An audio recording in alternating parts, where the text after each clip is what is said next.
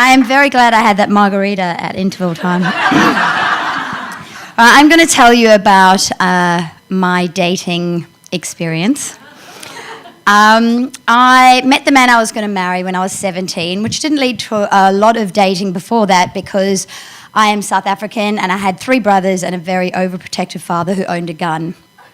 So there wasn't a lot of dating, lots of male friends, but no actual dating. So I met my husband-to-be when I was 17 and we got married and we were together for 20 years from 17. And when that came to its natural end, I then stepped into the world of dating as a grown-up who was sexually active. I wasn't at 17, and embarking on this whole new world. It was a disaster. I didn't know what I was doing. It was very different to dating, kind of dating as a 15-year-old in South Africa. There were a lot of rules. There wasn't Facebook. There wasn't that thing, when you swipe, Tinder, thank you, thanks. There wasn't that. So it was a whole new world, and I felt like a 20-year-old dating, even though I was much older than that. So I tried Tinder, and Tinder I met some really great guys on Tinder. Some of the conversations you have on Tinder, very quickly you can see when you get your first dick pic, and I was like, then you step out of it. And I met some really great people. I had a couple of great dates, but there was no magnetism. You know that thing when you meet people where you get to work with them and get to know them. I mean, how can you tell that from swiping? And it wasn't. And they were great dates, but they were nothing. And then I went through a series of I'm an actor, so I went. I'm just gonna.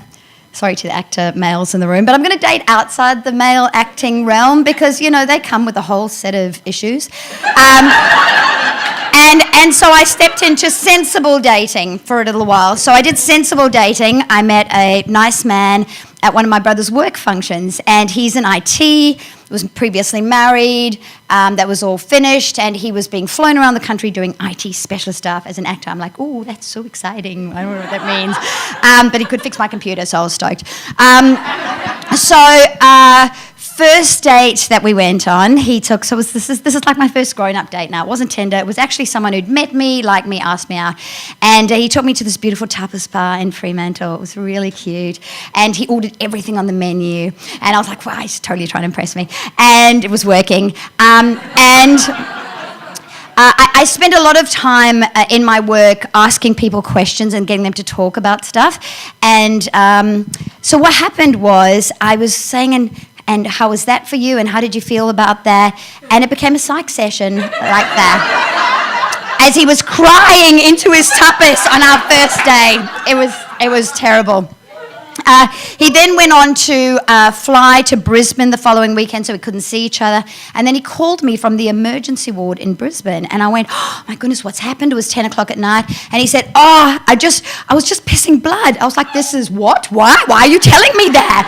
I don't even know you that well. So, yes, pissing blood. There was some, the bits that get, in your kidneys. Somebody help me out with that. That stuff. Anyway, and then he went on to describe, the amount of agony and that there was pus involved. And I went, well, now, I haven't seen your penis yet, and mate, it's never going to happen. I'm never going to see it. So that was just a complete write-off.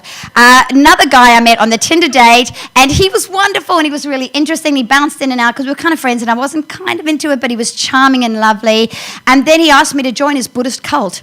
And said that it was fine for my children to come along and we'd all be very happy in this Buddhist world of cultness. And I went, I'm going to step out. So there'd been a lot in between there. So this was April last year.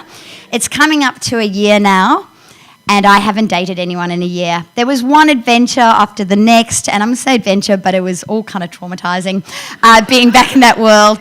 And so that's a year now in April that I haven't been on a date and I haven't adventured back into the love world. But I think on April 19th, which is my anniversary of no dateness, I am going to step back. So I've set that for myself. It's not going to be Tinder. I'm going to just go and ask someone randomly and kind of take my fate into my own hands. That's it. Thank you.